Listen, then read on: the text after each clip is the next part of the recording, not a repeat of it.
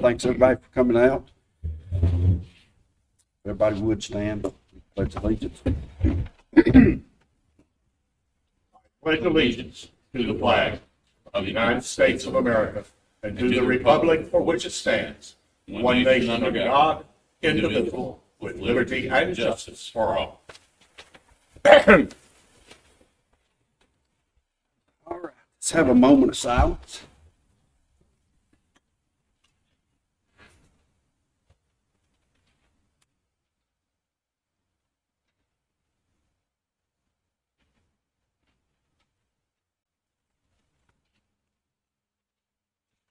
Okay. Number one thing on the list, the agenda. Agenda approval. Mr. Chairman, I move that we approve the agenda as posted. Second. Okay. Okay.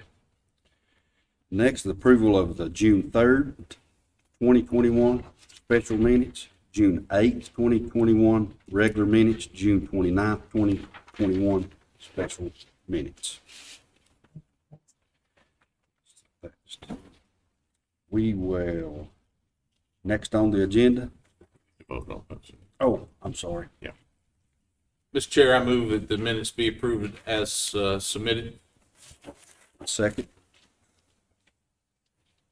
All in favor? All right. Next up is public comment. First on the list is Rick Allen. Good evening, Rick. Evening, Rick. All right. There's a 3-minute on whenever you start. Just Oh, let well, I you know. gotta strike through some stuff. And Mandy, you keeping the time? Okay. Well, thank you for the opportunity to speak. I am here to speak on behalf of agenda item 80, which I understand may or may not be up for discussion tonight, but I want to just read a statement to you. Thank you very much for the opportunity to speak. My name is Rick Allen. I'm the president of Partnership Property Management out of Greensboro, North Carolina. We manage Mars Hills Apartments, and Mars Hill is owned by Mountain Housing Opportunities, which is a well-owned not-for-profit developer in western North Carolina. Mars Hill is located at 111 Mars Hill Commons Lane. Mars Hill Apartments is a 48-unit apartment complex designed for low-income families and individuals. It currently houses 11 elderly households, 16 disabled households. 8 of those families have incomes below 30% of the area median income. 21 of those households are below 50% of the area median income. Everyone living there is below 60% of the area median income. And I want to thank Madison County for including low-income housing in its housing plan. This type of housing provides essential housing options at an affordable cost for residents of Madison County. Mars Hill Apartments has used Waste Pro as a third-party trash removal service since its construction in 2015. Last year, we paid Waste Pro $3,667. It's important that we use a dumpster system instead of individual cans in order to accommodate people with disabilities and because of space limitations. Since we use a third-party trash removal service, we have always understood that trash removal fee was waived. In fact, it has historically been waived. We were then understandably surprised when we were assessed a $7,680 bill. This amount is significant and burdensome to our low-income families. This $7,680 trash removal fee was a departure from the county's prior treatment of the property. We understand the county is in process of revising its ordinances, including the solid waste removal ordinance, to address this issue and ensure fees are more equitable and fair, which would result in a significant downward adjustment to the expected fees in future years. As you know, your current fee is due to a gap between the county's prior practices and the future ordinance revision. Given the unexpected and exorbitant nature of the fee, along with the prior waivers for the affordable housing property, and the county's ongoing attempt to correct this issue in the future ordinance, Read minutes up. is that what it? We would ask that you take immediate action on this Thank you. ordinance. Thank you. Thank you. And I'd like to leave a letter from Mountain Housing Opportunities. Sure. Leave it back here. All right, thank you very much. Thank you, sir. Next on the list is Stephanie Phillips. That's what it was to prove. Chair. Evening, Stephanie.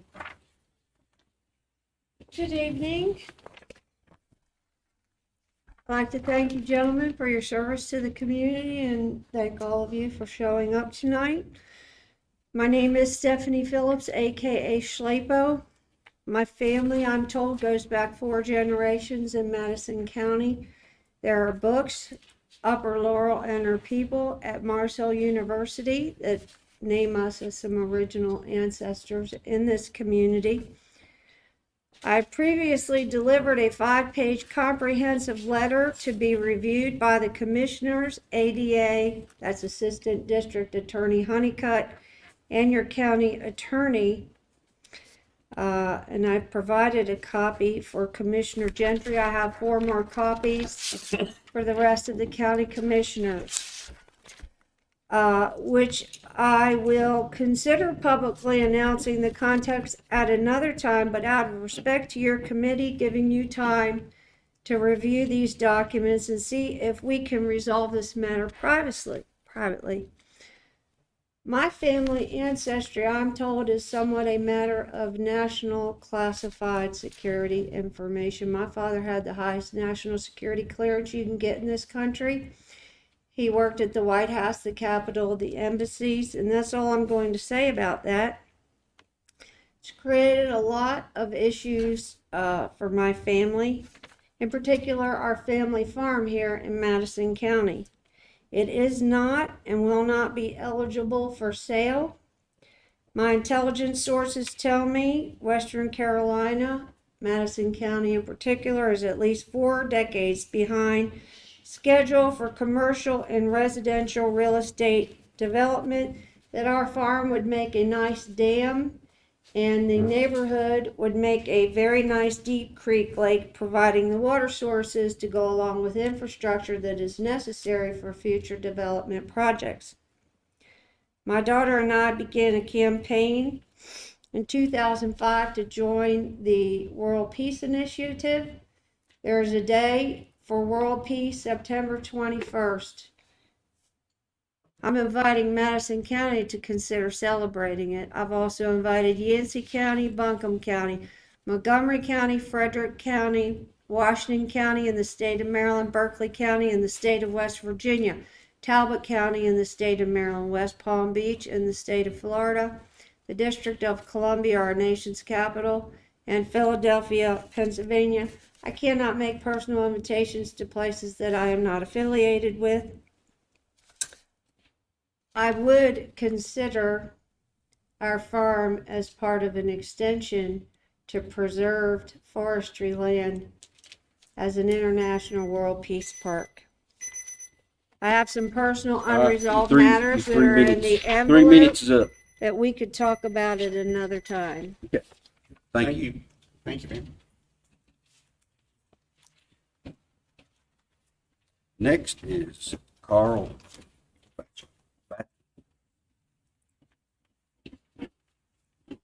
Evening, Carl. I guess they're all the same. Carl? Hey, good evening, everybody. I'm Carl Batchelder.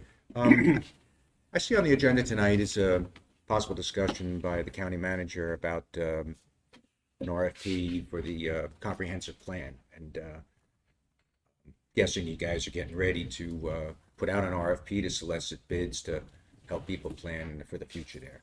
And it dawned on me that, you know, maybe while that's going on, you put the RFP out on the street.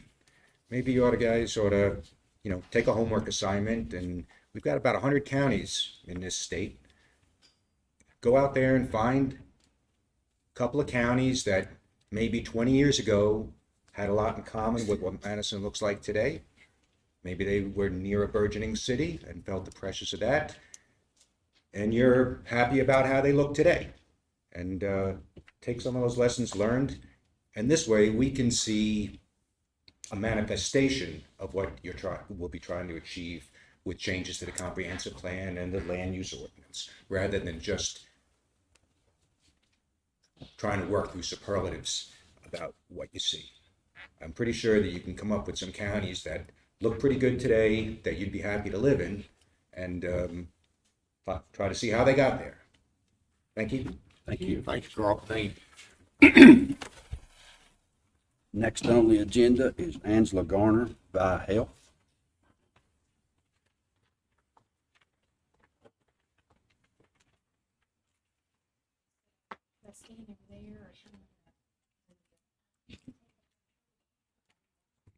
Good evening. This, yes. Okay. Good evening, thanks Good for having me. Let me just make sure I figure out how I'm working this thing here.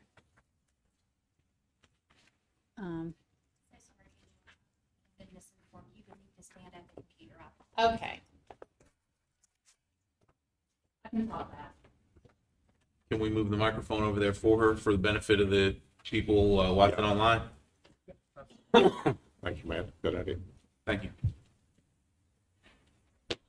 Thanks, brother. Okay, great, thank you. Okay, hi there. So thanks for having me. I know I was last here in the fall to talk about ViaHealth's response to COVID and what we were doing funding wise for members here in Madison County and in our catchment area. So I'm just going to do a brief overview of what and who we are, just in case folks don't know. ViaHealth is a local government agency. We're state employees, and we manage 22 counties in western North Carolina. Madison County is one of them. We refer to our area as a catchment area. You know, we are a local political subdivision of the state. Used to be known as the Area Authority. If any of y'all remember the Blue Ridge Days, Blue Ridge Area program. So we're ViaHealth now, and we are referred to as Local Management Entity / MCO. We currently offer 3 health plans. It's what the state calls. So our first health plan is for individuals who have mental health, substance use, and IDD needs who have Medicaid. The second plan is for the same folks, mental health, substance use, intellectual and developmental disabilities, who do not have Medicaid and do not have insurance and or are underinsured. The third plan is for members who have significant intellectual and developmental disability needs, and that is called the Innovations Waiver. And that's what members get on a wait list to be a part of this waiver. And then once you are on this waiver, you receive a certain type of service basically until death. And there's currently right now, there's up to an 8-year wait list for this. This has been going on for years. It's a statewide, it used to be called the CAP program, where you would get on the CAP wait list. And so, you know, once you get on this waiver, you're on it for life. You can imagine there's a lot of members in the state, and the state will open up certain slots. Each county has a certain number of slots depending upon the number of members and the catchment area and all. All right, so what's going on? Why am I here? Well, we have transitioned to a different type of service, so to speak. So we are now in what we call Medicaid transformation, which happened July 1st. It is not Medicaid expansion. It has nothing to do with that. So I want people to hear that. It's Medicaid transformation. So basically, back in 2015, the General Assembly enacted a law. And what they said was they directed the Department of Health and Human Services to transition from a fee-for-service to managed care. So right now we have been fee-for-service. We have all these agencies that contract with us, RHA, Family Preservation, October Road, the list goes on and on. And what they do is have a contract with VIA, and then there's 6 other LME MCOs in the state, and they work the same way. And they bill us once they see members in the community for the services that they conduct. Well, the state said we have to move to a capitated rate system, And you're saying, well, this was in 2015, it's 2021. Well, a lot of stuff's gone on in Raleigh, and but here we are, it really did happen, and people didn't think it was going to happen, but it did. So under this new model, Via Health will right now remain fee for service. The state came in a few years back and put out an RFA. So they wanted different insurance companies to run this new managed care. So now we have different companies that are going to be running part of this managed care. So right now, VIA is left with our higher end members, which I'll talk about in a minute, and we're called the Taylor Plan, along with 6 other LME MCOs in the state right now. But as of July 1, a majority of members, Medicaid members, transitioned from VIA, and even folks who weren't receiving services through VIA who have Medicaid, to a standard health plan. The state awarded Blue Cross Blue Shield,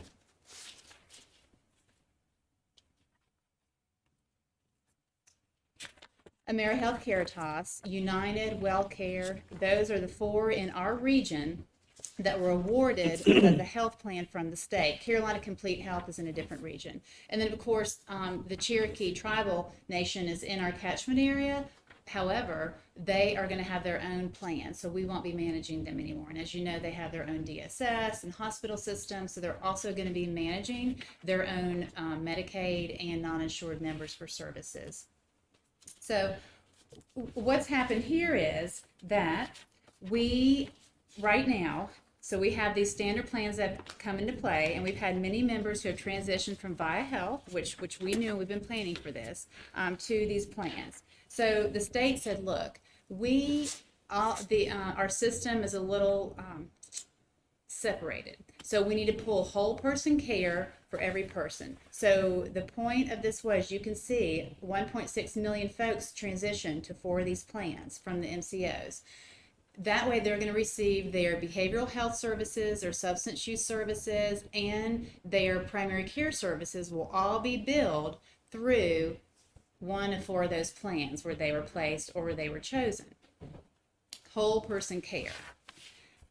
VIA also, we have been working to contract with all kinds of providers, healthcare providers, physicians, psychiatrists, pharmacists, because with the Taylor Plan is what we call it, we are going to serve the higher end members that don't qualify for standard plan. Who are these members and how are we going to serve them? Well, the standard plan will address, like I said, the majority of the Medicaid population. We are going to continue to serve members, and in a little bit I'm going to show you numbers, which you have in your packet, of people who, for instance, adults who are in and out of the hospital for psychiatric reasons for multiple times in a certain period of time.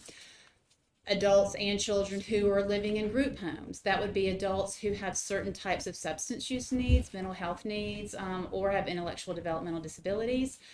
All children in foster care will remain with us for now. The state said it's just too much, too confusing. They're just going to stay with the LME MCOs, which is really great. And we've been working a lot with Connie and Elaine at DSS, and have had quarterly meetings with them to give them the rundown of all this. So now that the state has said, okay, Blue Cross, Blue Shield, Emeritus, these other plans, now you have these folks, VIA, and the other 6 MCOs in the state right now, for the next 12 months, you are going to continue to serve these higher end members who I just told you who receive these types of services. Nothing's going to change for them. However, right now we're in this process, the quiet period, because before a few months back, the state had put out another RFA. This time it was only for the LME MCOs. So only VIA and the other 6 MCOs in the state could answer the RFA. The RFA was to become a tailored plan for the next 4 years. So basically, VIA and other MCOs had the chance to apply to become a tailored plan. Again, while the state's deciding this and it gets worked out, all these MCOs we're still serving these high-end folks for the next 12 months.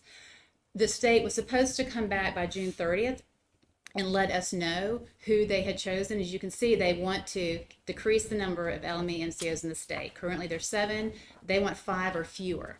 So we know that not everyone is going to be chosen to be tailored plan. We hope we are. We've done a lot of planning, and I'll show you at the end how much work was done, and also some news that happened over Memorial Weekend as well with us and Cardinal, another MCO. We'll get to that in a minute. So that's what's going on right now with that. This is a little in the weeds. This basically just showed you how it works out, who's on what plan. This is really good for providers, and it's just good stuff for you to have, but that's really in the weeds there. This again here, this is broader, which I like. So again, these are all the folks that we and the other MCOs are going to continue serving for the next 12 months. And then we as Via Hope will be awarded the RFA. And for the next 4 years, we'll continue to serve these members. And then the state's going to decide how they want to move forward after that. So those are just a sample of the types of adults and kids that we're continuing to serve.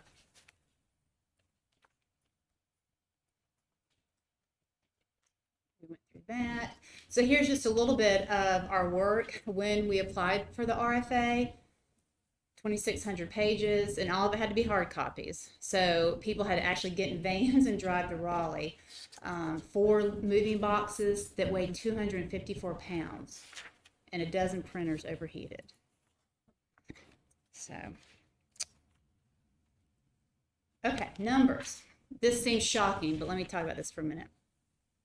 So right now, and of course these numbers changed a little bit, but there's around 5,300 members in Madison County who have Medicaid. 4,800 of those folks moved to the standard plan. Via retains 489. Now, these numbers are not a surprise. We know this. The 4,815, though I'm not saying those are people that all receive services at Via. A lot of these are women and children, disabled people who don't have or met the criteria for receiving mental health or substance use services. These are just your Medicaid numbers. And out of those, 489 of those members are significant enough to stay with us because they are foster children, because they are in therapeutic foster homes, but yet their guardians retain custody of them, not DSS, because they're adults with significant substance use issues or mental health issues. So lots of data mining was going on, and behind the scenes for the past 6 months, our leadership and care management kept sending numbers to Raleigh, because they were trying to figure out who qualified for the standard plan.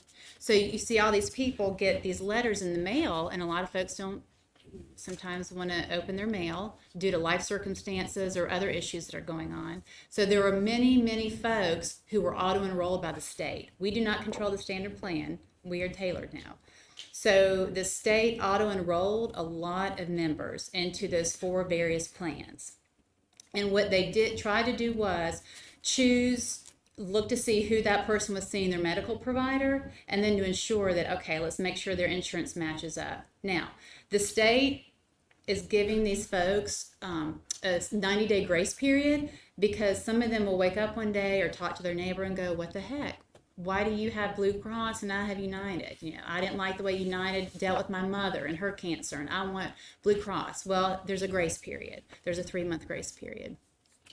And we won't know as Via, let's just say that I am on the standard plan, and I call Via and say, hey, do you know who I belong to? Who's my health plan? My mail was stolen. And we say, we don't know that because you're not on the tailored plan. However, here's the number for the enrollment broker, is what the state is calling it. And they call, and they're given all the information they need to know. So these are just slides that we put in because it's very complicated, as you can imagine. It's complicated for me, and I'm working in it. But this is, we put these together, especially when I do presentations to stakeholders, and these are great links for them to have so they can go to these sites and get the answers that they need. Because folks are going to go in between services. Let's just say that I have experienced some events in my life, and I have Medicaid, and I've seen an outpatient counselor. I'm on a standard plan. I chose Blue Cross. I'm hospitalized at Copestone 3 times in 7 months. They're going to kick me over back to VIA to be a part of the tailored plan. So there's this paperwork that providers will have to work on to go back and forth. So all of these things here, providers need to know. Okay, so I'm sure you all heard, and I think I'd sent the email to Norris for sure. VIA Health and Cardinal. Cardinal Innovations is one of the 7 MCOs in the state, and their biggest county was Meck County. So you may have read in the paper, seen online, that a few of Cardinal's counties disengaged. Just reading in the papers, it sounded as if DSS especially had been talking a lot to the commissioners about issues they were concerned with. Well, some of these counties disengaged. Right now, due to the number of counties that have disengaged, they have 14 counties left. So over Memorial Weekend, our CEO and our board chair received a call from Cardinal's board chair and their CEO. And basically, I think said, hey, we have counties disengaging. We have 14 counties left. We really want to try to keep these counties together. We're probably not going to be surviving here because we have these counties leaving us. We have Medicaid transformation. We would like to come and consolidate with VIA. So the VIA board, the Cardinal board approved it. So currently, right now, there is a steering committee with both organizations. They are working on a joint consolidation agreement to turn in to the state by the end of this month for DHHS to approve. If DHHS approves that, then the consolidation would happen under VIA's umbrella. And so, again, regardless, the next 12 months, VIA, we still are going to, our members are going to receive the same services who fall under this tailored plan, and Cardinal, their members will as well. Now, of course, towards next year, things will start consolidating, working, all these, it will open us up to have more contracts with other agencies in the state as well. Cardinal, seems that some of the counties that are left seem to be a little more rural, which VIA has a lot of experience in. Looks like some of their urban counties have left. Some have disengaged to partners as well. And Mecklenburg chose Alliance, which is Wake County. And actually, I have for folks to see a map here. It's hard. It's a little small, but the coloring is helpful. And you can see purple is Alliance. So where Mecklenburg was there, that was Cardinal. They're going to Alliance. The dark blue is us, just already set in stone. And then the light blue are the counties left with Cardinal. Some of those brown ones have disengaged and chosen partners, like Surrey, Yadkin, I think, up there.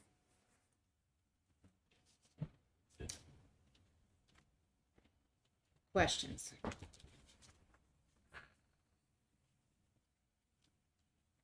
So if these people are moving from county to county, how do they have continuity of care?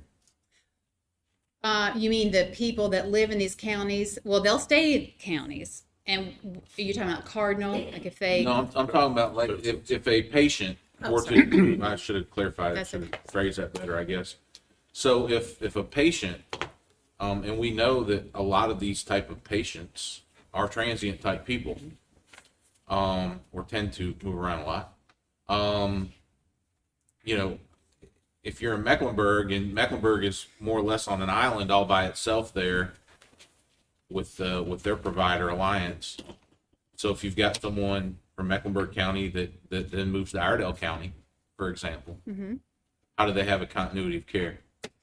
Well, again, that's their choice as a member. So what would happen is, and then when you would hope, sometimes it's really easier for me to explain if someone came in and out of our catchment area, because I can tell you how that works. Well, let's use that as an example. Okay. And Okay. Mecklenburg just sticks out like a sore thumb. That's why I picked on them. Yeah, it does. Yeah, I mean, it's a large county who's has a lot in between them. So yeah, we do. And we have members, and I'm sure we have Madison County members, honestly, that could be in a group home or a foster care home outside of the county. So Right. We've got a lot of our kids in foster Yes. care down on the coast. yep, and we've been working. We met with Elaine, it's 2 weeks ago, because we actually we have been doing contract specific contracts with providers who will only take via members. For instance, Elida just opened back up. They are only to take via members. They cannot take any other members from any other catchment area. We have contracts with 3 to 4 other agencies who can only take via members.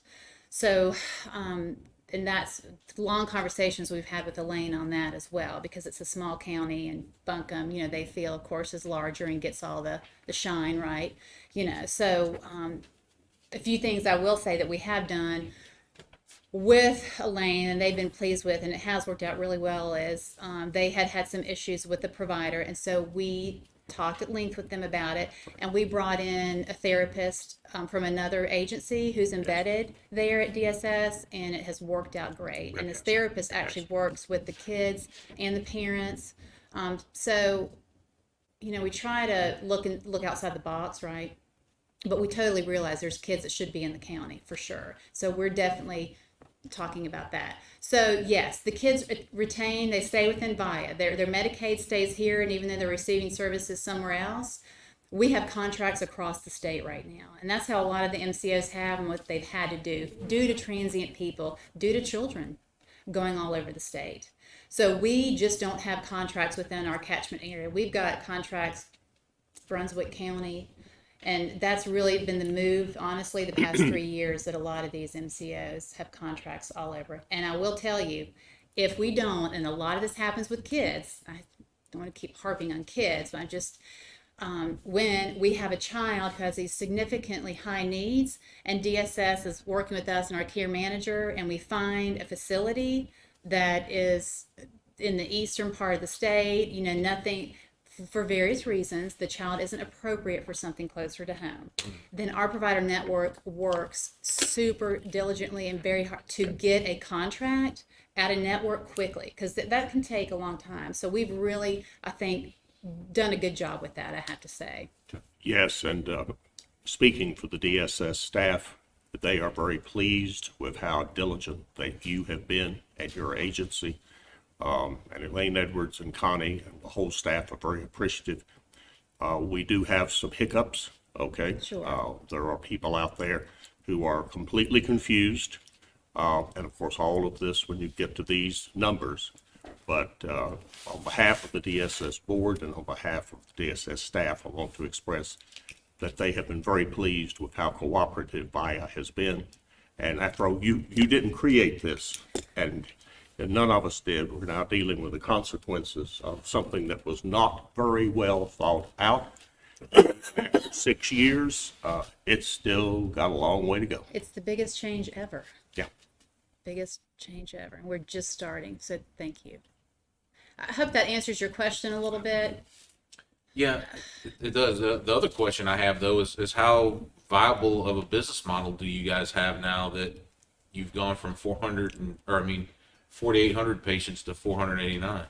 Well, and so again, those weren't all hours. A lot of those folks did not receive services. They didn't meet the need for mental health. Again, a lot of those were disabled folks, I got you.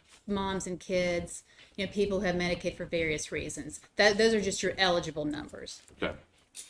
And again, and it looks frightening. You look at that and go, "Oh my goodness, how could they do it?" But again, it's a lot of it are that population I've told you about, and we knew this. I mean, this is something that we know the huge majority of members would be leaving us to go to these standard plans, and then we would be left to maintain the higher end, and that's why we've been working for almost 3 years and getting contracts in place with different Medicaid transportation. I mean, we're going to have to do all that. We had to show all that to the RFA. Is it fair to say that this process is nothing new? This is, you're gonna have 2 years in play. Well, so right now, with VIA, we'll just continue on with what we're doing. And again, once we hear from the state, we're all hoping soon of who has been awarded these tailored plan contracts, so then we can really just stick it into high gear and know that for the next 4 years, that is what we will focus on.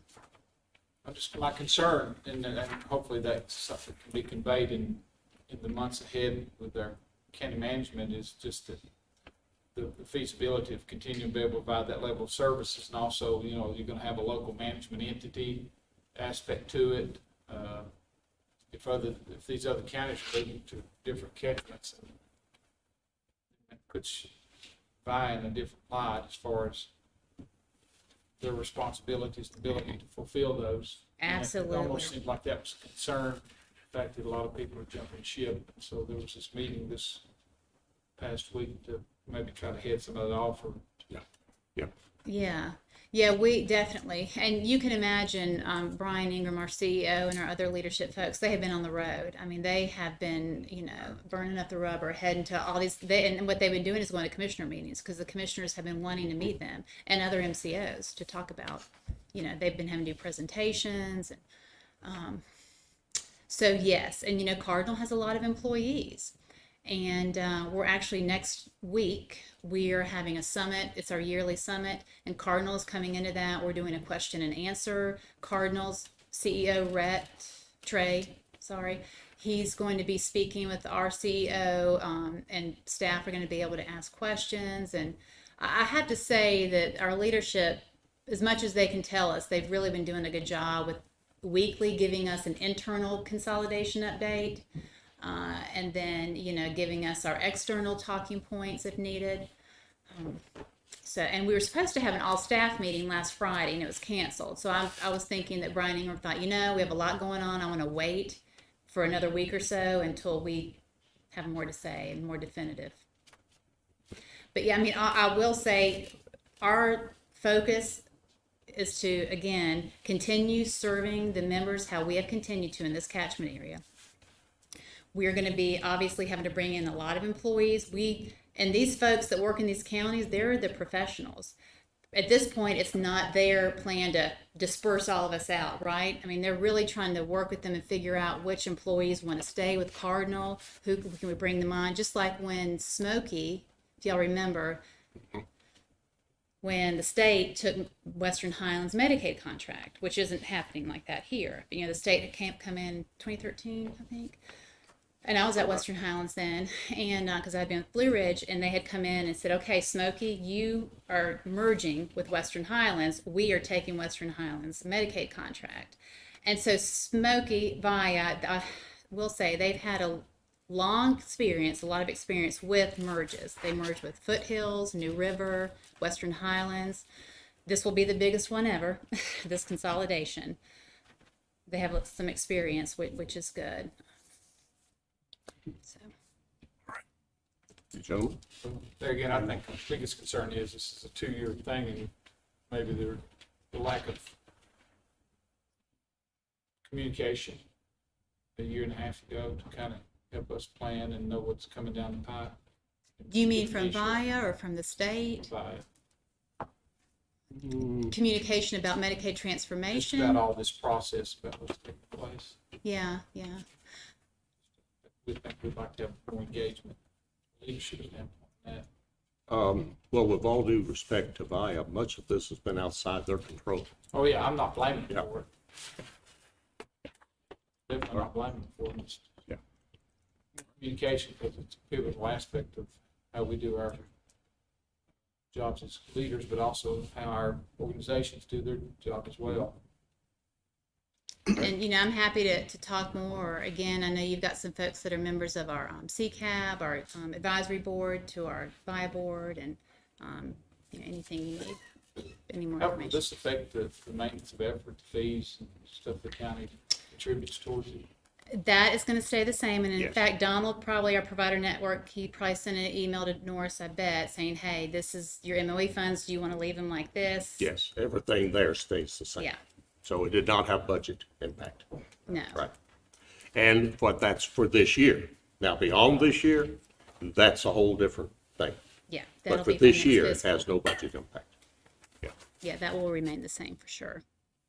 You answered my question. That was that they're going around talking to the other commissioners. I was a little concerned when you said that VIA is going to merge with Cardinal, but Cardinal is being kicked out or disassociated with several counties dealing with DSS and issues as far as that. Do we really want Cardinal coming in with us? I guess that's the real question. That's rhetorical. I know you can answer that. Sure, and I just want to preface that to say this was what was in the news. Again, I mean, this is when I mean, you have to look and see why the commissioners decided to disengage, I guess, right? No, and I'm giving benefit of the doubt. That's Yeah. I understand that, but I also would not want to have, if there are issues there with that DSS, just because they're getting out of the business doesn't mean that you want them in your organization. If there's an issue there with Cardinal. Sure.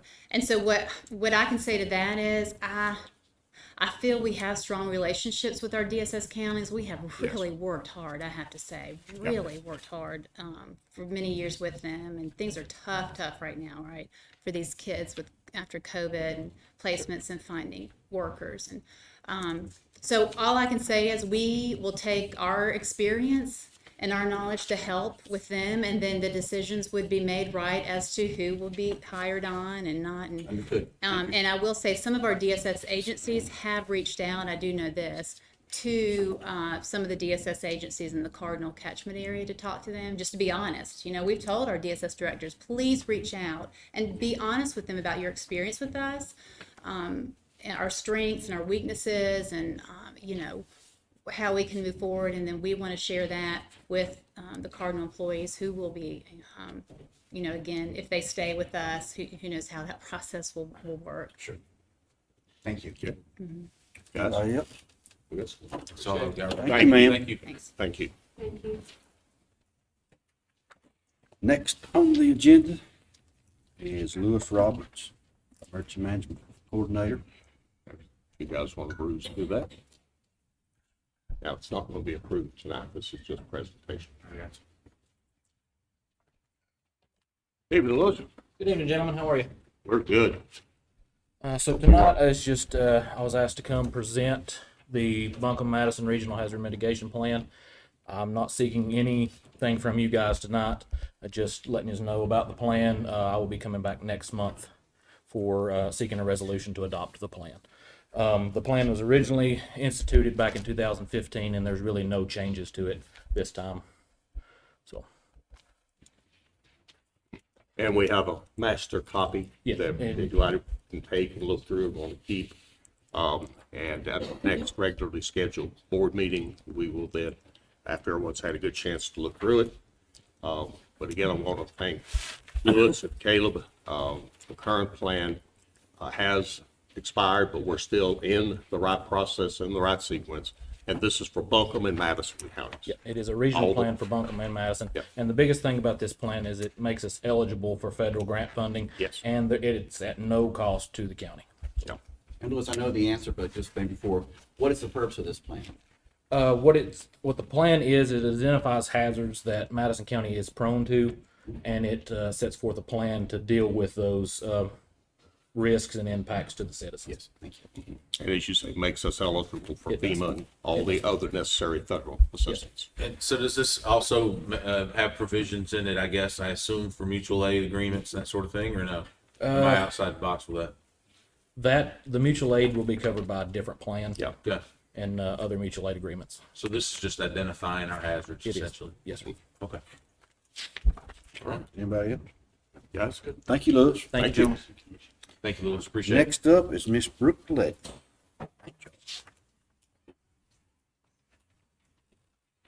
Hello, Brooke. So I am asking for something. We knew somebody would before tonight. In your packets, you have a contract renewal for the Employee Assistance Network. We do this annually. The Employee Assistance Network contract provides employees with tools to navigate life challenges, stress, and other issues. It also offers us a lot of tools for trainings, performance management, counseling, incident management, just things like that. The cost of this contract was included in this year's budget, so I'm just asking you to review the contract and approve it to renew Has it. Donnie reviewed that? Oh, yes. Donnie, our lawyer's not here because he had a friend pass away in a car accident. So, and you had reached out to him Yes. to okay this. Yes. This was okay. Yes, anything on this agenda this evening, he has reviewed and approved. Okay. And this, best I can recall, is a standard contract with them anyway. Yeah, No changes, right? no changes. They- And just so, and not to put you on the spot, and you may not be able to provide this immediately, but, I know obviously for HIPAA reasons, we're not allowed to know who has utilized the service, but roughly how many of our employees utilize the service on a monthly or annual basis? They send us a quarterly report. Okay. I don't know the number off the top of my head, but I can tell you that a few of our departments have recently contacted them for specialized trainings, and they have, I don't know if they've done it virtually or if they sent an actual person, but several of our departments have recently used it for on-site training and virtual training. And they found the training program's beneficial. I mean, I've done a lot of on-site online training that after it's over with, it's like, wow, I wish I had that 2 hours of my life back. I think they've found it. They've needed very specific types of training, and they've been able to offer that. I think it's been a requirement that they actually get it. Good. So they've been able to do that, and It's more like a continuing education type thing. yeah, Okay. and this is also can be extended to employee families, Right. not just the actual employee. So it really offers a And lot it's of. at no charge to the person, correct? Initially, I think if you have to go for like more services, more specialized services, there's an eventual charge, but initially, it's no charge. And it's an employee in their immediate household, if I remember correctly. Is that right? That's correct. Yeah. It's a good program. I just encourage maybe that annually we put a flyer or something out email wise to the employees or something just to. Yeah, and That way each one has access to. they Put it in the recently newsletter. sent us it is in this newsletter, but they recently sent us a brochure that's going to go out too. Excellent. So, And Mr. Chairman, I move Got a that we approve the renewal contract. Second, discussion. All in favor? Thank you, Brooke. Thank you, Brooke. Next on the agenda is Miss Diana Norton, tax assessor.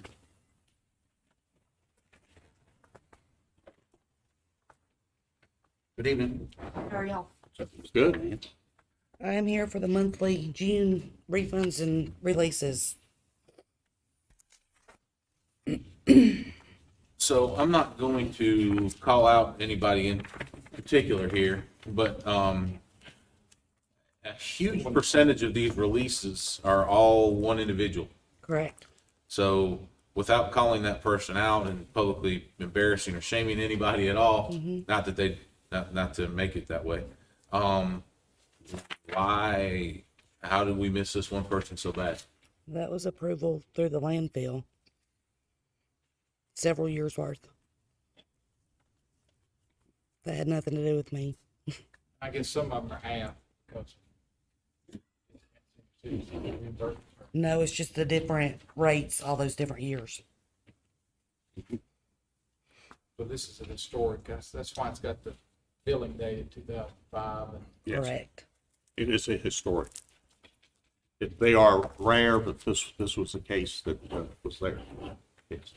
So explain to me the process then, because How far back can you go? I mean, how, yeah, really, I mean, yeah, seriously, because I mean, we can only collect taxes for back 10 years. Yeah, this one 2003, yeah. was cleared all the way through Donnie as being a valid refund. I'm not disputing that it's valid or not. I'm just trying to understand How we got in this how it shape. got to this. Yeah, This was what I'm trying this to. was a real estate settlement, property transfer at the end of purchase, and it was agreed that would allow the property transfer and the payment of other back taxes. Okay. And so other back taxes were collected on this property. Okay. And so this, and although it looks like on paper that this is multiple properties, this is multiple charges to a single property. for several Um, years, I correct? believe it's one property, One correct? property. Yes. Multiple Okay. years. Yes, Looks like it starts in 2003. yeah, one, That's probably One when the piece of property. transaction occurred. And it's never been caught since then. yeah. Okay. Need a motion. Yes, we do need a motion to approve this. Have a motion. Motion to approve. Second.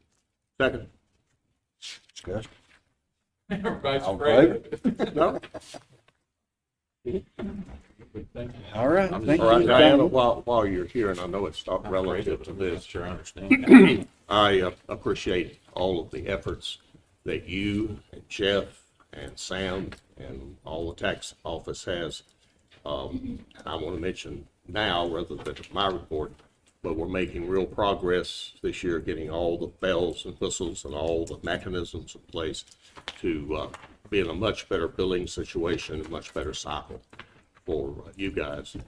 And just a few days ago, Mark and I met with Jeff, and the mapping is largely now up to speed. There's still things that need to be worked on, but we're making real progress in the assessor's mapping and tax office. Would you not agree with that? Yes, And thank you and everybody in there for all your hard work. thank you. Thanks, Diane. Thanks, Diane. Thank you.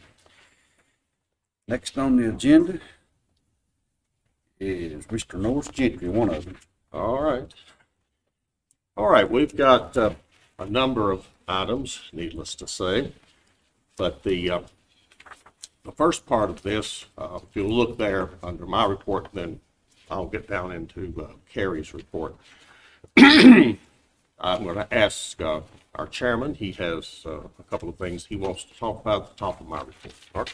Okay. Michael had went last night to the Fire Association meeting. And they had a vendor there from Life-Arm. Life-Arm is a machine that does your chest compressions. They came to the hospital about 4 or 5 years ago, first time I met with them. And it's a real good thing. You don't have to have 8 or 9 people to do CPR and swap out, especially if we're going from here to the hospital. So there's 3 fire departments have these things. They started out, if I'm not mistaken, back 5 years ago. I think we were quoted $14,000-15,000. They're down to $7,000 now. So I think it was in the whole county's best interest that we try to assist them, the 6 departments that doesn't have it. Because Mars Hill has one. It's Mars Hill Marshall, and French Broad Crossing bought Walnut one back about 2 months ago, and that's when I got in contact with this guy that came yesterday, Dan. And back then I told him to, be looking for a price, if we got to, we could get 6, one for each of the other departments. He never did get back with me, so I resent him an email today. I do know Mars Hill, talking to Michael, and he had talked to the chief up there. They've used theirs, 15 or 16 times? That's correct, because I believe the chief said 16 times so far. Yeah. Now, they have the thumper, though, do they not? No, it's the Life-Arm. Yeah, It's the big, okay. yeah. There's different kinds. There's Thumper, the Life-Arm, I keep the Lucas device, but it's all pretty much the same thing. Gotcha. So, we need to look for money, hopefully, to be able to help these departments. And also, to be fair, the departments that's already got theirs, we don't need to leave them out of these 3 departments that got it, of give them something. And you're proposing to do that with what? Matt Weckler's checkbook. Nope. Because Matt Weckler already pays fire tax. And every single person in this county had an increase. Well, I can't say every single person, but I would say nearly every single person in this county had a fire tax increase when their property taxes went up last year. Not because of the property taxes, but because of the revaluation. Right.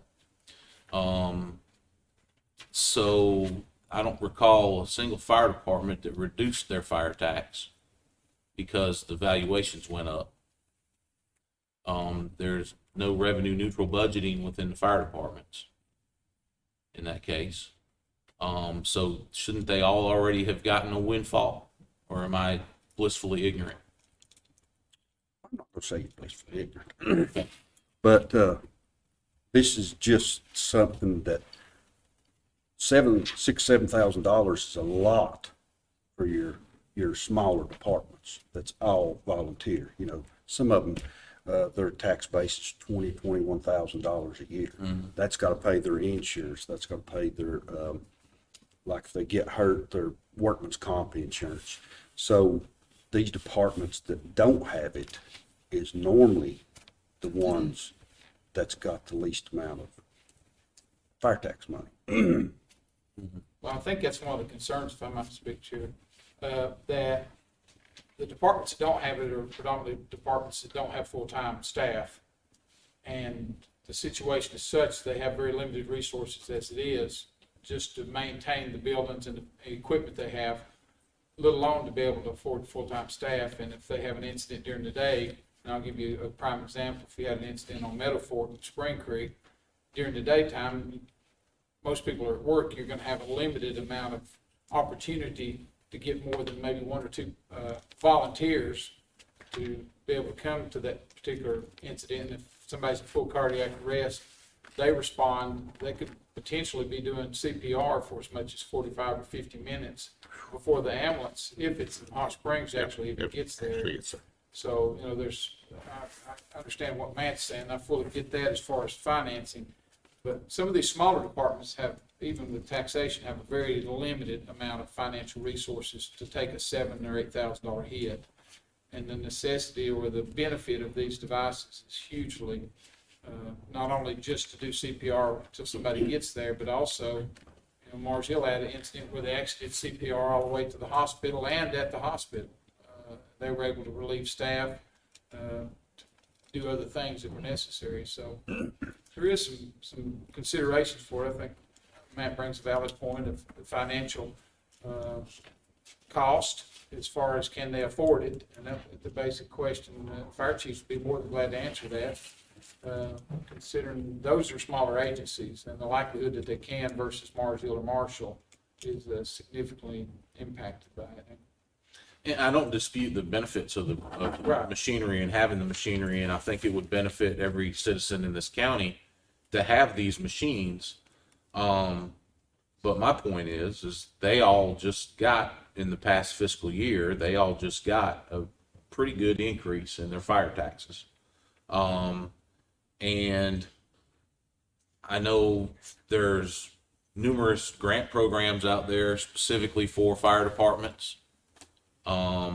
I know that the Department of Insurance, North Carolina Department of Insurance, awards grants to fire departments for. They normally do a 50-50 grant. Mm-hmm. Yeah. That's how they get a lot of the radios and stuff. And the 50-50, and then, but I think if you do a FEMA grant, FEMA covers either 75 or 95% of it if you're eligible for a FEMA grant. So I just, That's discussion you're having. Well, that's tonight. discussion. It was that we're I gonna. wasn't privy to that. Yeah.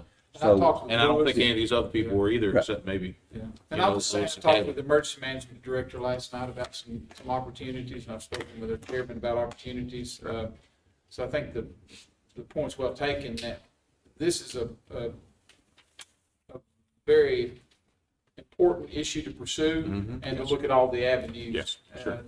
And funding, anything from COVID money to Dogwood Trust, to Well, health insurance, to. Well, when I ordered that one for Walnut 2 months ago, the guy said he had 130 January 1st, and he was down to 2 left because these counties where they've gotten COVID money, and it cut back on. You don't have to have 6 people in the back of the ambulance. You know, it Right. cuts it back. I think maybe, Walnut is a prime example of a public-private partnership where they're supported by the very community Yeah. that they serve. I'm curious how these other counties got it with COVID money though, because Mars Hill was the first department that I know of that wanted to go after one of these machines. Right. And that's where my education on the thumper came from. Right.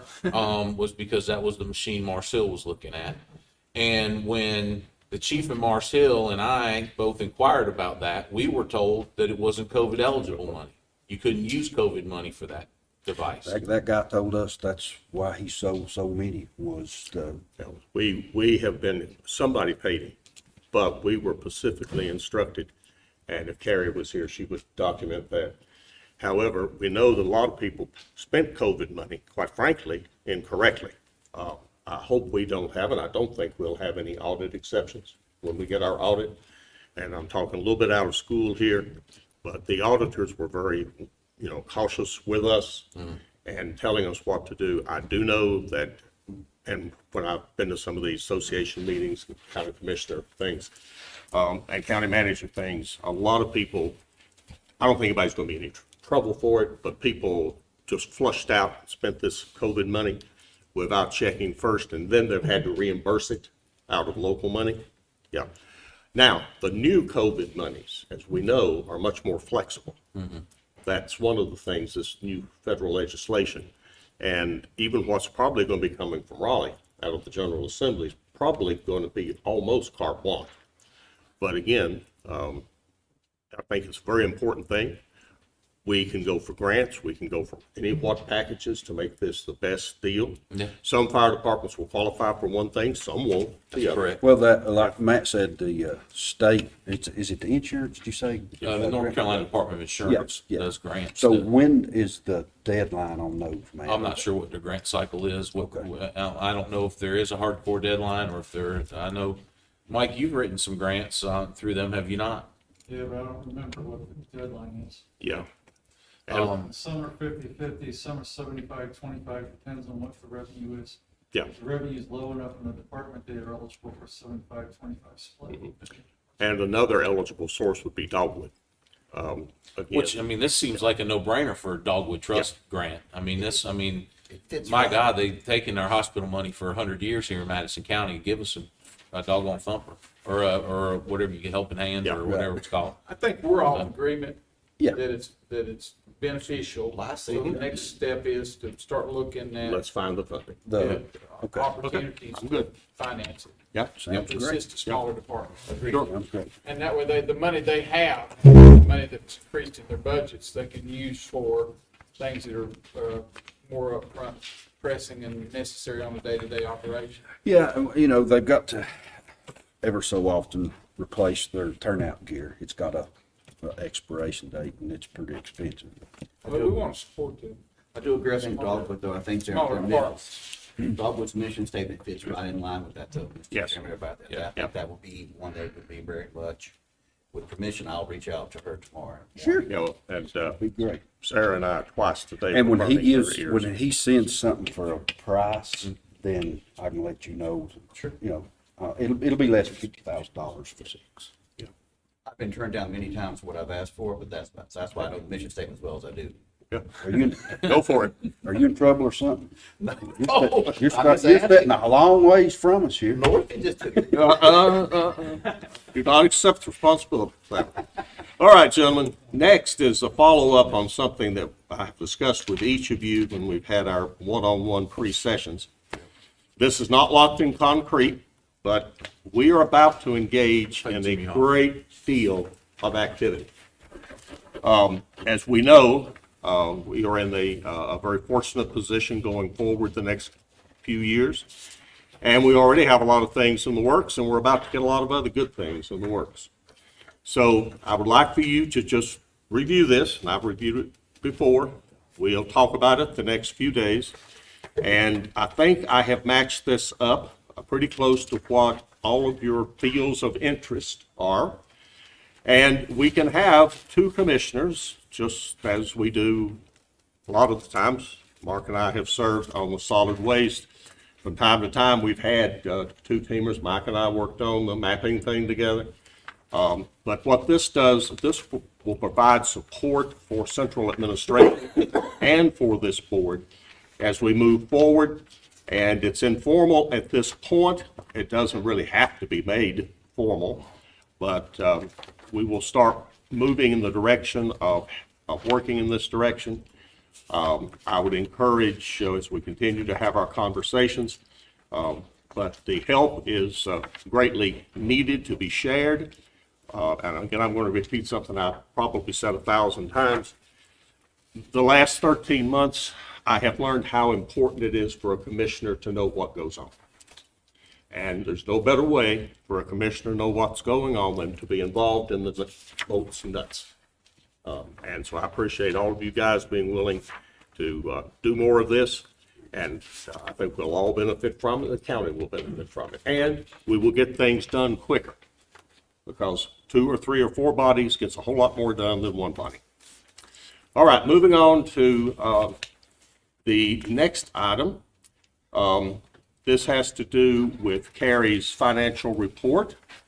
As you can see, there is no budget amendment necessary at this point. And also, for the sake of public record, everyone can go to the website. There is an enormous amount of financial data that is on the website now, having to do with last year's finances and having to do with great detail about this year's approved budget. And again, there's just a hoard of information that is there, but this is the first report for the first month of the new fiscal year. And it also does include the list of checks through the June pay period from last year. So those are the last payouts out of last year's budget, and all that information is there for your review. And Carrie is on a very well-deserved vacation, and I told her not to Zoom in tonight or come. No, I didn't threaten her, but on a very well-deserved vacation. Okay. And the projected revenues are still, they're lagging at this point, but all of the revenues have not come in. Oh, no, much of this is just through April. Right. Yeah, including tax revenues. We do continue to see Revenues a do healthy... outpace expenses, though, I will say that. Yes, yes. And I think it is fair to say that we are on the path that we know that we've been on, and that these additional sales taxes, as they're credited back to last year's operating expenses, will only continue to improve the balance sheet. That's right.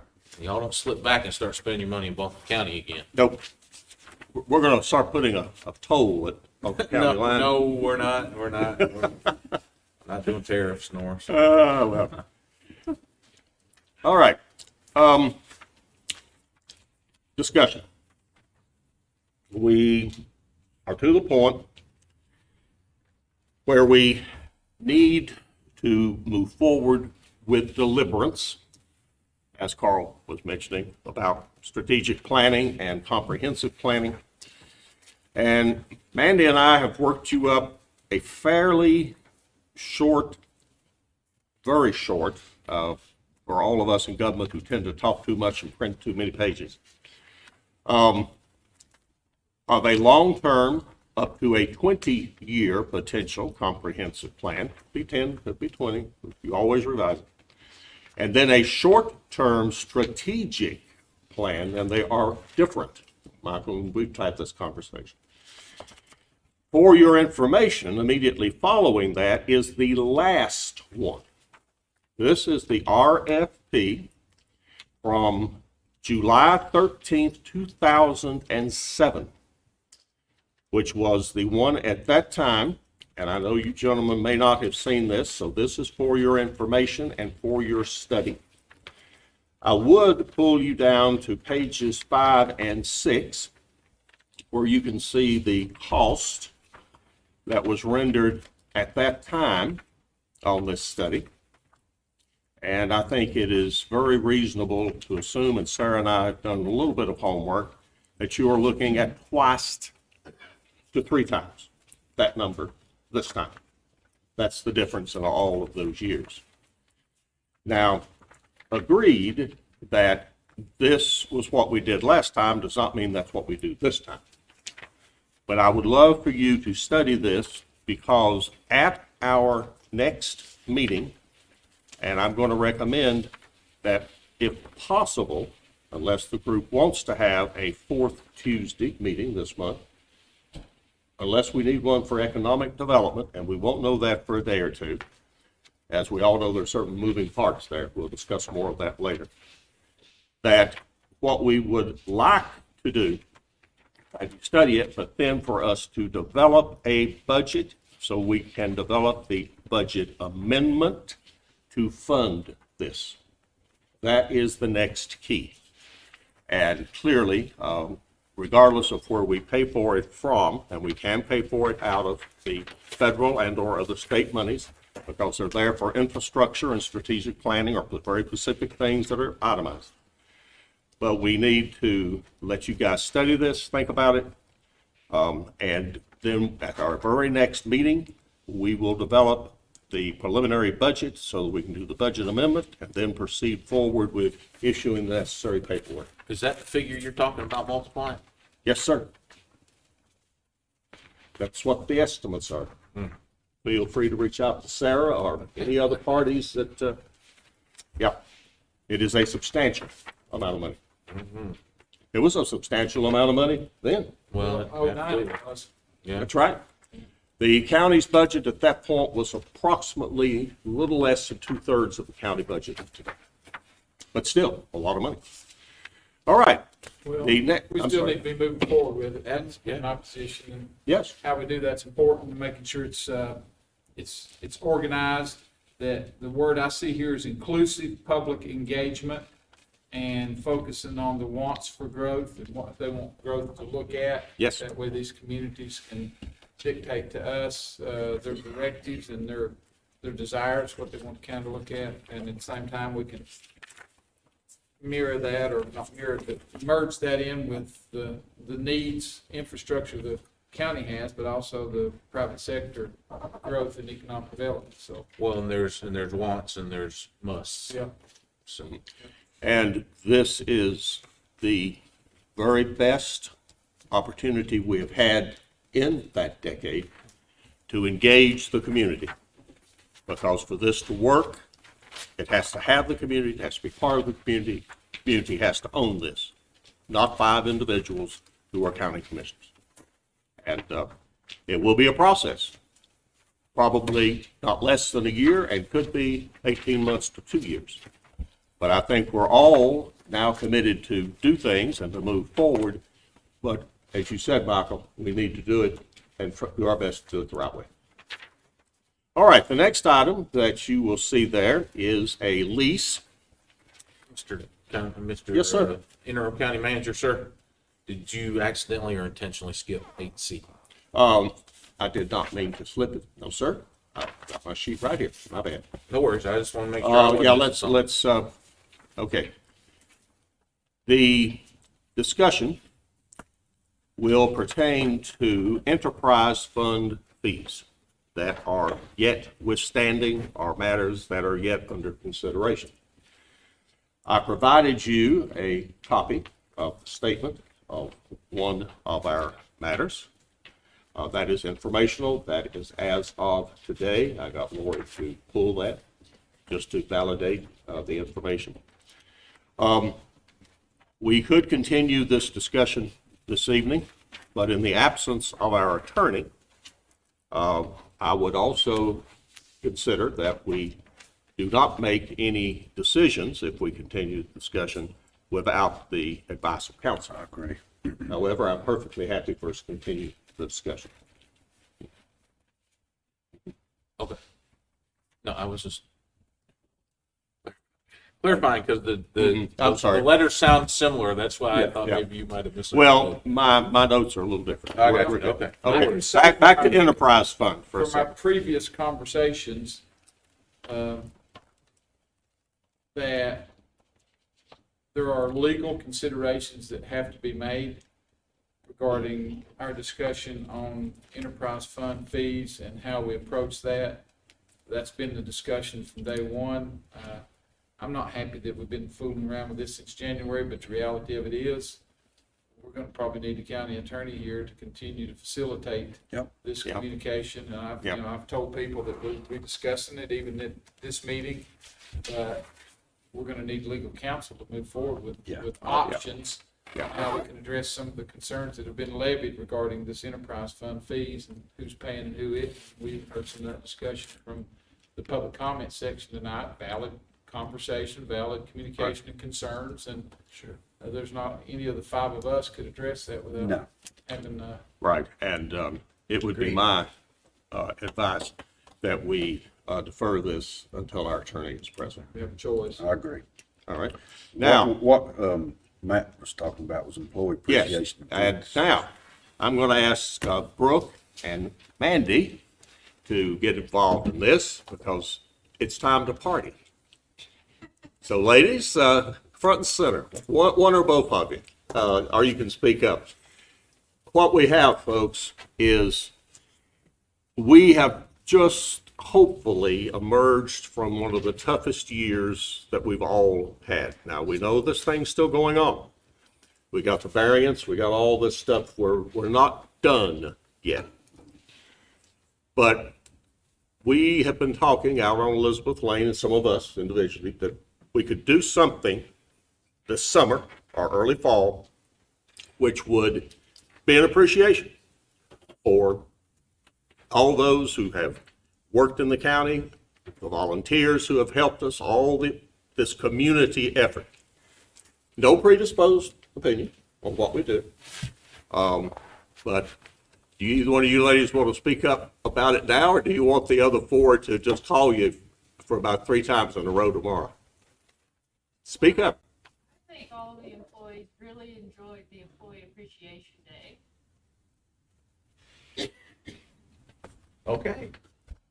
Now, elaborate what you mean by that, though, Brooke. The additional day off that they got. Right, which was a previous activity for employees. No, we've never done that before. I know. That's what I'm going to say. It's not a previous. I'm sorry, I misspoke. But it has been discussed before. Also, some sort of a event at the fairgrounds somewhere else. A couple of years ago, we had a big summer picnic before. Okay, we've had Christmas parties before.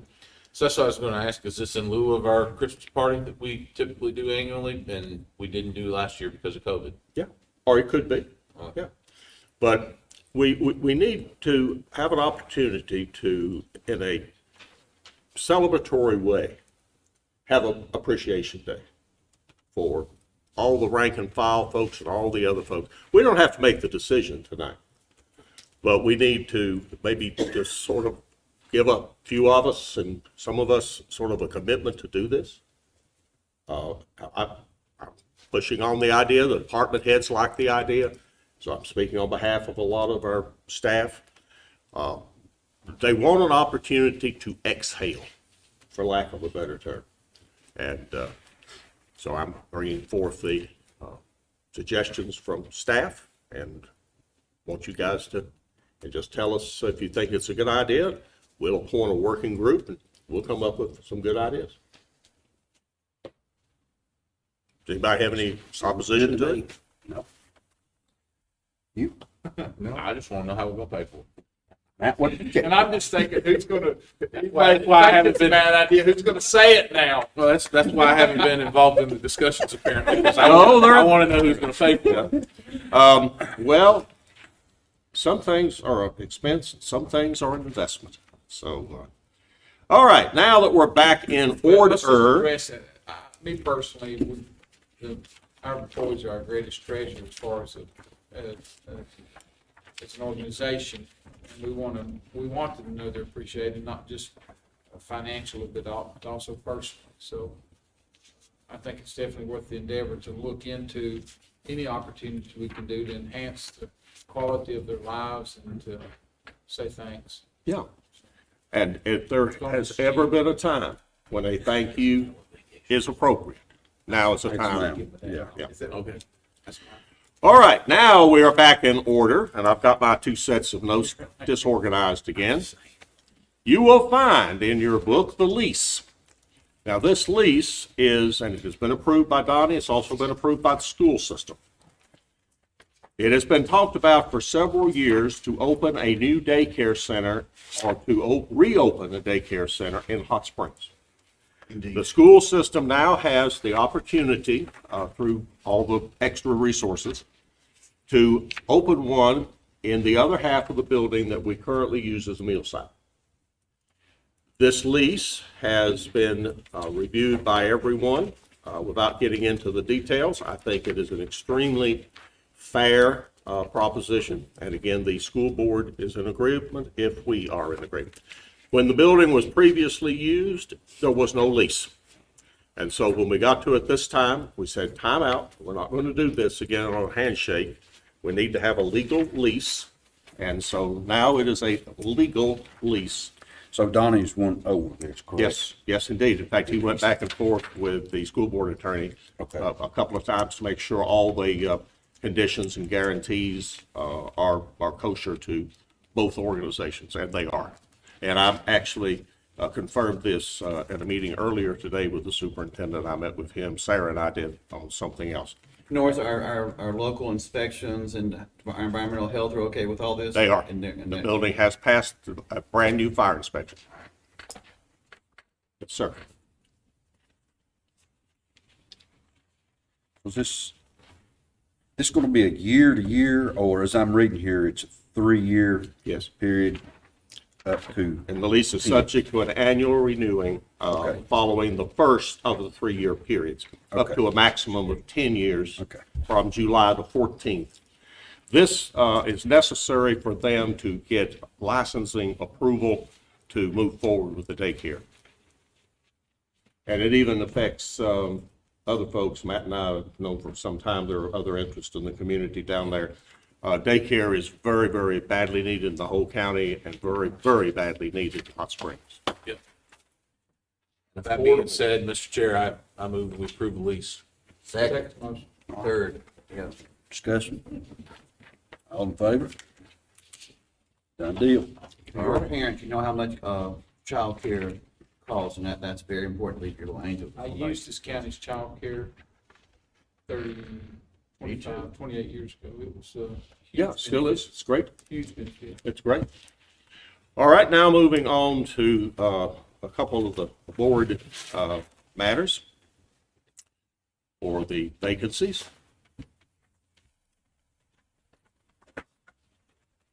Get my notes back. Oh, okay. Thank you. We'll charge you a little bit for it. All right, we have, as you will notice, we'll move on any of these that we might want to. I would emphasize that we've worked very hard in recent years to get representation equity around the county.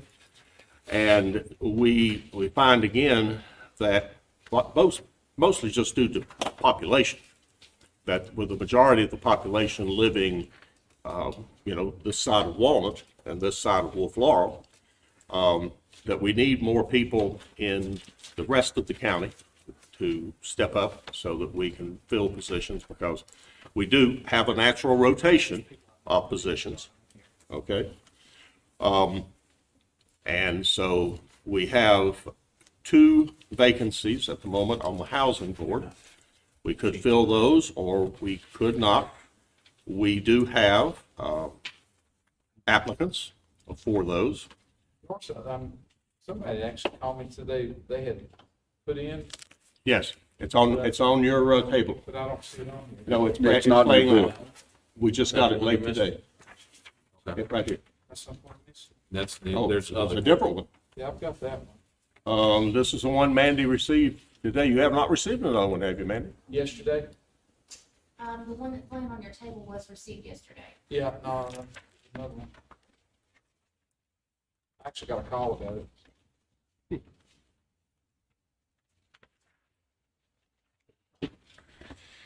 So these are, Well, we can move, postpone that.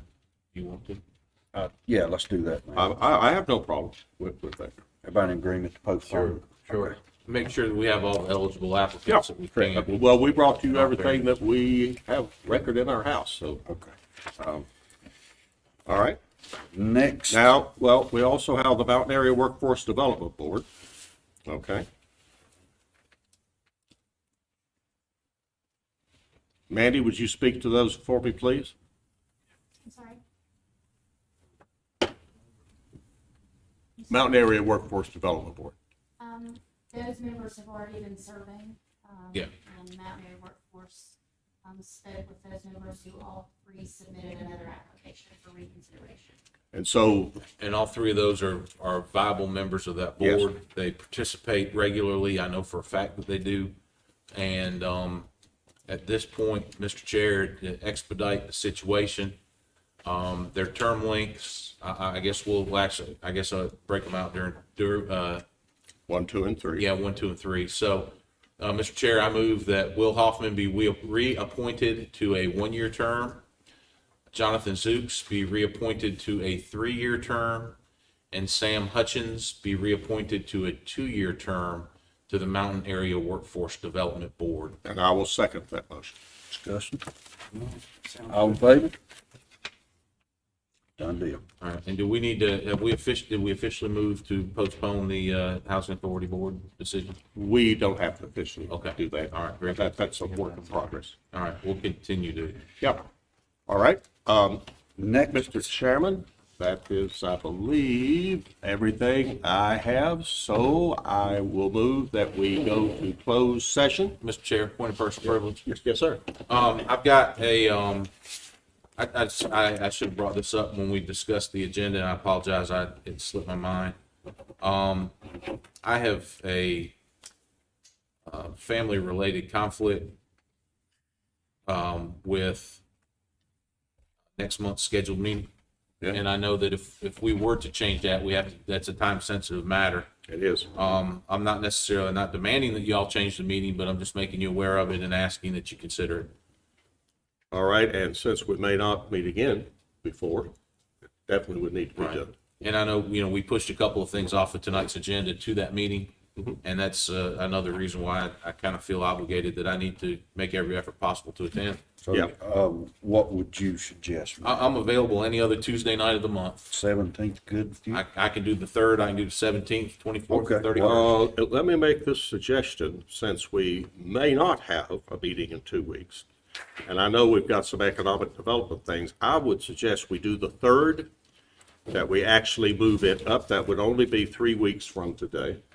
And then not have the meeting on the 27th. But if we have some economic development things that need to be discussed, we can integrate those into the August 3rd meeting.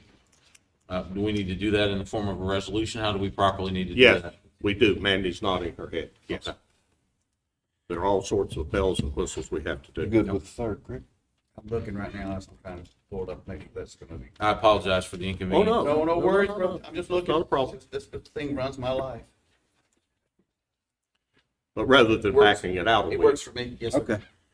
So we need a resolution for, we would need to, it would move the date from the 10th to the 3rd, same time, same place. Is there any reason to change time or place? No, sir. Not for me. And I believe, Mandy, that just a resolution and vote on that will be sufficient. Am I correct, Madam Clerk? Yes, that will be advertised. Okay. Mr. Chairman, I will move that we adjust the August meeting to 7 p.m. at Ag Extension on the 3rd of August, 2021. I'll second that. Any discussion? Good. All in Put it in favor? my machine. I now feel pretty comfortable that barring something very irregular, we would not have to have the meeting the week before. So we killed 2 birds with 1 stone then. Correct. Well, I appreciate that. Thank you for accommodating me, gentlemen, Oh, no, Yes, no sir. problem. and everyone else. And if I might have just a moment of privilege before we go into closed session, I want to address, because I wasn't able to be here for our last meeting, work session meeting for the budget, just as a point of moving forward, that sometimes leaders find themselves in a position of avoiding disagreements just in the sake of avoiding the conflict, and that's not always possible, and it's not always profitable as a county, and trying to do so for us as elected leaders often puts us in a state of incoherence. I think it's important that we acknowledge, when we do that, we forfeit our abilities as individual leaders in the community to have intelligent conversations that are justified by this need for safe space or undue respect. Democracy gets left out in the process. And I say all that to say that for me, our willingness as a board of 5 people that are elected to serve the community, for us, this budget process and the processes we've been doing since January, since I've been a commissioner, have been active. They've been respectful. That we've listened to each other and we've disagreed. That we've moved and we've had the ability to communicate back and forth, to reason, to give reasons, to the art of persuasion, and all that's part of this the democracy at work. It's not that we have to agree on every aspect as Democrats or Republicans or unaffiliated, but to have the ability to feel comfortable in disagreement and in discussion and in debate, and to do those things even in a point of trying to persuade or to make our viewpoints understood. And I think we accomplished that. I also believe, and I've shared it with our chairman, that time for us as a board was a significant factor in limiting the process of democracy. Going through the budget process, and Norris, you've done a great job as interim county manager to get us through this, but realizing that I truly feel that if we'd had been afforded more time, significant opportunity to continue this process, because we learned a lot from each other through this, and to be able to debate and discuss from vantage points was very beneficial. And I think if we had had more time, that this panel of 5 would have had a 5-0 vote. I truly believe that everybody here is open enough to consider each other's values and the things that our community's telling us, to be able to sit down and hear those values and respect those positions. So I think time was probably our biggest enemy this year. It wasn't each other. It was, and it definitely wasn't the lack of democracy, because we had a lot of discussion. But I know that I remember the conversation. Let's just get this draft budget passed because we're in such a crunch. And so hopefully, I think we learned from that. All 5 of us did. Sure. And I think that democracy worked, that there was respect, and that our voices were heard from each other. And I know that because Norris is interim county manager. The budget's approved. We've moved on. He's already sending the emails. I heard what you said. Here's the things we're going to be working on. And so while everything didn't work out to a 5-0 vote, I feel like that it was still beneficial, that this process, and some of you sat through the pains of a lot of it, but this process was beneficial, and that we can work together as a board to get through these debates and discussions. And the results are that what we couldn't address this budget cycle, we're going to continue to move forward and looking at those. Not that we'll agree on all that, but it's okay to disagree, and it's okay to we can be respectful and considerate of each other's values. And that's important, because it's one of the things we're losing, not just in government, but in places of higher learning and institutions, is that we lack the ability to have disagreement. And it's perfectly acceptable to have that. And we have that at occasions, but we do it in a respectful manner, and we're able to view each other's positions on it. I'm excited in that fact to know that we're already working, moving forward, Norris, with those things that we've discussed, and that this coming year, still this budget year, that progress is going to flourish with democracy and debate as a catalyst to facilitate that. And I expect continued debate, discussion, disagreement, but I don't expect disrespect, dissuasion. That I think that we're going to move forward, and the benefit of that is for this taxpayers, the people that live and work in this county and have to pay taxes, for the employees as we move forward to investing more in our employees, given an investment to become more efficient, more effective, and in that process, and also to be more informed leaders, because the community's given us input on their concerns are. And we're hearing that, and that's, to me, that's value, and I appreciate it. I agree. You know, after we did our budget meeting, I got with Matt because me and him argued a little bit, but it's all in respect, and we agreed. He and I both, we're wanting the same thing, we just have different avenues about going. And it's okay, because we, you know, all of us is not gonna agree. You know, I've disagreed with Norris and Michael and Greg, but it's not a hate board. We do work well together. When we were able to draw out some serious issues that have not been addressed, but we know that they're there, and we had the ability to discuss those issues, and now we have the opportunity to address those in the next budget year of doing the things that we as leaders are elected to do. And there's some stuff we started new, and you have to start at some point. You know, Rome wasn't built in a day, so. You guys have heard me use this expression before. It's called the Rule of 52. It's credited to the great British economist Keynes, but who knows where it came from. And it is, if you make one really constructive change every week in an organization, in a family, in a group, a church, whatever, at the end of the year, the place will be dramatically better. I think we made more than 52 this last year, and that we is all of us. And I think that we look forward, all of us, eagerly to what the future holds for Madison County. We are folks in a very fortunate spot in many ways, and it's up to all of us. We represent you, you help us. And working together, guys, the future looks bright. And I'm very proud to work with this group of people. I think we accomplished a lot this year, and I'm looking forward to the future. All I can ask, maybe taking this show on the road a little bit. We've actually talked We've got a about that vast county, before, and Matt. The community, I'm there's a sorry, lot more opportunity for them to be engaged. And Yeah, Matt and I, some others have talked about moving a meeting or two. Yeah. And when we get obviously into all the public hearings for the other stuff that's going to be going on, those will actually be community-based. The work sessions would be ideal for that. Work sessions would be very ideal. Yeah. All right. Still looking forward to that one at the landfill. That's the next one. Okay. Sam's going to hang us if we don't go. Yes, sir. thank you for the. Yes, sir. Everybody good? Yeah, I'm not All getting right. started. We're good. I Okay. agree with what y'all said. Let's All move right. on. Yeah. All right, so we need to go into closed session.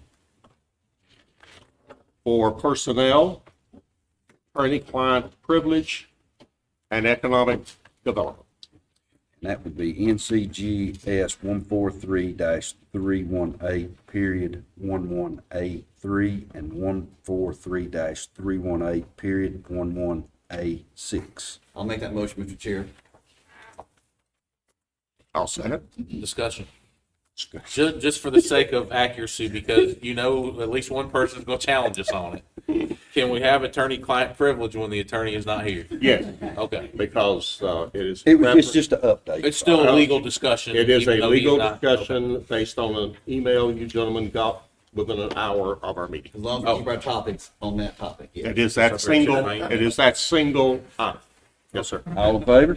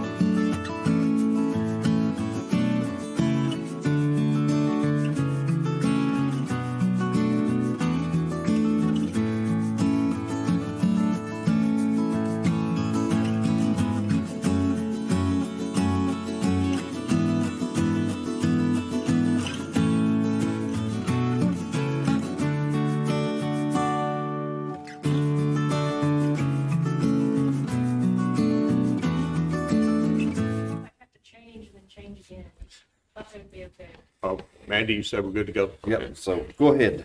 Mr. Chairman, I would like to move that we. Evidently you didn't hear her. She needs to go feed her mare. That's okay, go ahead. Ladies, go first. Go, Brooke. Okay. The library would like to request the hire of James Muley at substitute circulation. You're on, Norris. Hello. I move. Second. All in favor? All right. All right. Mr. Chairman? Let me ask, do we have to do anything on this animal shelter or not? No. Okay. Okay, go ahead, North. If you want to proceed with this, then we'll do the insurance last. Okay. All right. We are, thank you. Make a motion to up the interim county manager, Norris's pay to 66,000 a year. Is that correct? Annualized. Annually with no benefits. Correct. I make the motion to do so. And $600 a month expense. And $600 a month expense. He just had to throw that. Second. Discussion? All in favor? Mr. Chairman, we have one other item of business. The North Carolina Association of County Commissioners Risk Management Liability Pool is providing us some additional insurance coverage, and I will move that we accept the recommendation and the policy submitted to us by the North Carolina Association of County Commissioners. At what? Did you say the amount? No, we don't need to do. Okay, all right. I'll second that. Discussion? All in favor? All right. We have a motion to close. Nate? We never did. We now have one more personnel item. I move Okay. that we officially employ Terry Ledford as our finance officer. I'll second that. Any discussion? All in favor? Now, Mr. Chairman, with no other business to come before us, I move we adjourn. All in favor? Good morning,